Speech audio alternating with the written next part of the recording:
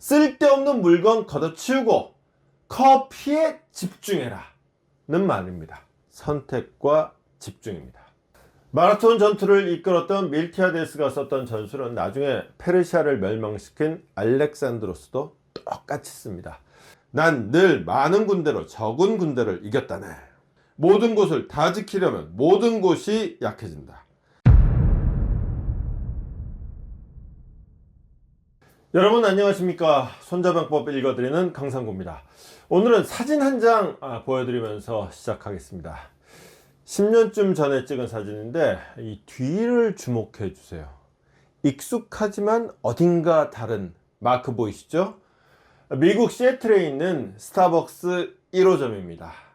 이렇게 시작한 스타벅스를 전 세계 4만 개 매장을 가진 브랜드로 키운 사람은 이 사람입니다. 하워드 슐츠. 아까 사진 속의 스타벅스 로고가 좀 이상했죠? 그걸 지금 같은 모양으로 바꾼 사람도 하워드 슐츠예요. 슐츠는 스타벅스의 창립자가 아닙니다. 스타벅스의 커피 맛에 반해서 마케팅 담당으로 영입됐다가 창립자들하고 의견이 대립하니까 아예 그냥 스타벅스를 사버렸어요. 이후에 스타벅스는 인스턴트 커피에 익숙한 미국인들의 입맛까지 바꾸면서 초고속 성장의 신화를 써내려 가게 됩니다. 그러다 한국에까지 스타벅스가 들어온 다음 해인 2000년 슐츠는 경영 일선에서 물러납니다. 열정이 예전 같지 않다라는 말을 남기고서요. 이후에도 스타벅스는 성장을 이어갑니다. 하지만 나중에 슐츠가 평가했듯이 성장이 발암물질이 됐어요. 매상 올리는 재미에 푹 빠져서 커피뿐만 아니라 브런치도 팔았고 또 심지어는 CD까지 팔았어요. 그냥 굿즈 정도가 아니라 주력 상품처럼 팔았어요. 그 결과는 뭐였을까요? 매장을 너무 많이 늘리고 이것저것 다 팔다 보니까 싸구려 이미지가 생겼어요. 도너스에 커피까지 묶어서 파는 던킨 도너스나 햄버거에 커피까지 같이 파는 맥도널드가 스타벅스의 경쟁자가 돼버린 거예요. 매출은 오히려 줄어들고 스타벅스의 주가도 절반 수준으로 뚝 떨어졌어요. 하워드 슐츠가 8년 만에 경영 일선에 돌아옵니다. 그때 내놓은 처방이 뭐냐? 일단 미국의 모든 스타벅스 매장 하나도 빠짐없이 모두 문 닫고 휴업에 들어갑니다. 매장 임대료는 어차피 나가야 되기 때문에 하루에 70억 원씩 생돈을 날려야 됐어요. 그래도 닫아요. 그리고 뭐 했냐? 직원들을 전부 다 불러드립니다. 그리고 커피 만드는 법부터 다시 가르쳐요. 스타벅스가 손님에게 팔 것은 스타벅스 익스피리언스, 스타벅스에서의 특별한 경험이라는 것이고 그 중심에는 커피가 있다라는 겁니다.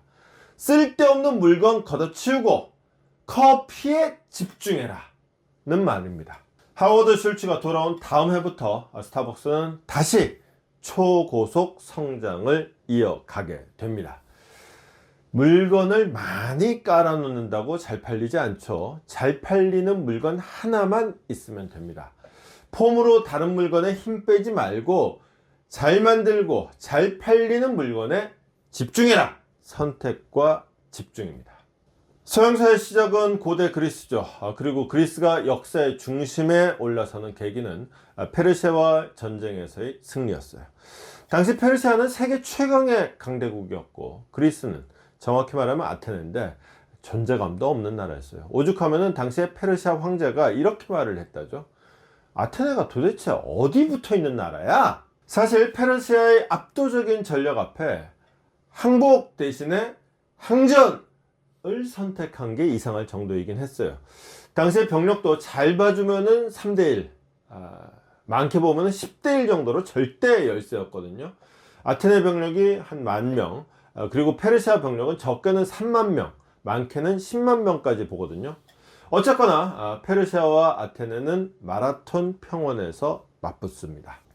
마라톤은 아테네 바로 윗동네예요. 잘 몰라서 그렇지 사실 비행기로 아테네 공항에 가면은 착륙 직전에 마라톤 평원 상공을 지나게 돼 있어요. 마라톤 평원에서 양쪽 군대는 마주 섭니다. 고대의 전투는 보통 나란히 길게 쭉 늘어서 가지고 상대의 중앙을 돌파하는 게 전술 목표였어요. 그래서 보통 중앙에 주력군을 배치해요.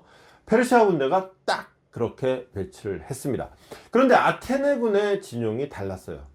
중앙부를 얇게, 그리고 좌익과 우익을 두껍게 강력하게 배치했어요. 중앙이 뚫리면 싸움을 지는 거라고 했잖아요. 굉장히 위험한 전략이죠. 실제로 싸움이 벌어지자 페르시아는 중앙으로 밀고 들어옵니다. 아테네의 중앙은 최대한 버팁니다. 그동안 병력을 집중해서 두텁게 배치한 좌익과 우익이 밀고 올라갑니다. 그리고 방향을 돌리면 어떻게 되겠어요? 페르시아의 중앙이 포위당하고 맙니다. 싸움의 결과는 어떻게 됐을까요? 페르시아군 전사자는 6,400명, 아테네군 전사자는 192명이었습니다. 아테네의 대승이었죠. 아테네의 전사자는 바로 여기 마라톤 평원에 묻혀 있습니다. 마라톤 전투 승전 기념탑입니다. 솔직히 초라하죠. 원래는 저렇게 크지도 않고 나무로 만들어 있어서 더 초라했어요. 하지만 그 승리의 의미는 그때나 지금이나 결코 초라하지 않습니다. 마라톤 전투를 이끌었던 밀티아데스가 썼던 전술은 나중에 페르시아를 멸망시킨 알렉산드로스도 똑같이 씁니다. 부족한 병력을 잘 쓰는 방법은 힘 줄 곳에는 힘을 빡빡 주고 힘 뺄 곳은 힘을 안 주는, 빼는 겁니다. 그게 바로 선택과 집중의 방법이에요. 손자병법에는 이렇게 씁니다. 모든 곳을 지키면 모든 곳이 약해진다. 적은 강점과 약점을 드러내는데 아군은 보이지 않으면 아군의 힘은 모아지고 적의 힘은 나뉜다. 아군이 하나로 모여있는데 적은 열로 나뉘므로 싸움에서는 10으로 1을 치는 것과 같다. 아군은 많아지고 적은 적어지는 것이다. 많은 수로 적은 수를 공격함으로 적을 쉽게 이길 수 있다. 아군이 공격 지점을 모르게 하면 적이 어디를 공격할지 모르므로 적은 지킬 곳이 많아진다. 많은 곳을 지키자면 군사를 나눠야 하고 아군이 어느 한 곳을 공격할 때는 적은 수의 적만 상대하게 된다. 전방을 지키면 후방이 뚫리고 후방을 지키면 전방이 뚫린다. 왼쪽을 보강하면 오른쪽이 약해지고 오른쪽을 보강하면 왼쪽이 약해진다. 모든 곳을 다 지키려면 모든 곳이 약해진다. 지키는 쪽이 약해지는 사이 공격하는 쪽은 힘을 모으고 있어 강하다. 적은 수로 많은 수를 상대할 때 사용하는 전술은 국소우세주의와 각계격파로 요약할 수 있다. 국소우세주의는 총 전력면에서는 적이 우세해도 특정 지점의 전력은 아군이 더 우세하도록 유지하는 게 핵심이다. 각계격파는 빠른 기동력으로 적이 힘을 모으기 전에 하나씩 격파하는 게 요체다. 한마디로 둘은 하나의 다른 이름이다. 나폴레옹은 이 전략을 가장 잘 쓴 사람으로 유명하다. 한 참모가 장군님은 어떻게 적은 수로 많은 수의 군대를 이기십니까? 정말 대단하십니다. 라고 아첨을 하니 나폴레옹은 이렇게 대답을 했다. 난 늘 많은 군대로 적은 군대를 이겼다네. 국소우세주의를 한마디로 표현한 말이다. 적군 5만과 아군 3만이 맞붙어서 승리했다면 적은 수로 많은 수를 이긴 게 맞지만 개별 전투에서는 3만이라는 집중된 병력으로 각각 2만, 2만, 1만으로 나뉜 적을 한 번에 하나씩 차례대로 격파했기 때문에 많은 군대로 적은 군대를 이긴 셈이다. 그래서 국소우세주의와 각계격파의 다른 이름은 선택과 집중이다. 잭 웰치가 선택과 집중이라는 말을 처음 썼을 때는 그 뜻을 정확히 알고 사용했다. 세계 시장에서 현재 1위를 하고 있거나 곧 1위를 할 수 있는 사업을 제외하고는 모조리 때려치워라. 자신의 전력을 한 군데로 모으겠다는 뜻이다. 하지만 이 말이 유행하면서 다른 사람들이 쓸 때는 그 뜻이 달라졌다. 정확히 말해 선택과 집중이라는 말의 뜻을 제대로 알지 못하고 사용하는 사람들이 많아졌다. 뭔가를 선택한다는 것, 다른 무엇인가를 버린다는 뜻이다. 그러나 사람들은 무엇인가를 버리기에는 욕심이 너무 많다. 선택과 집중이라는 허울 좋은 구호만 남고 실제로는 모든 것을 선택하고 모든 것에 집중하는 결과를 낳고 만다. 그 해악을 손자는 이렇게 설명한다. 모든 곳을 다 지키려면 모든 곳이 다 약해질 수밖에 없다. 극단적으로 말해 모든 것을 지킨다는 것은 아무것도 지키지 않는다는 뜻이다. 미야모토 무사시는 한 놈만 패는 전략을 제안한다. 적이 사방에서 쳐들어오더라도 한쪽으로 몰아댄다는 기분으로 싸워라. 먼저 덤비는 자와 싸워라. 적이 달려들기만을 기다리면 방어에 치중하게 되어 능률이 오르지 않는다. 17대 1의 전설 같은 싸움은 17명을 모두 때려잡겠다는 마음으로 시작해서는 이길 수 없다.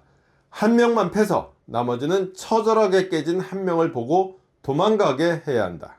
뭉치면 살고 흩어지면 죽는다는 말은 여전히 유효하다. 힘을 나누는 건 자살행위다. 내 힘은 모으고 적의 힘은 분산시키는 게 싸움의 요차다. 집중하지 못하는 이유는 선택하지 못했기 때문이다. 선택하지 못한 이유는 무엇이 더 중요한지를 모르기 때문이다. 산토끼 잡으려다 집토끼 놓친다.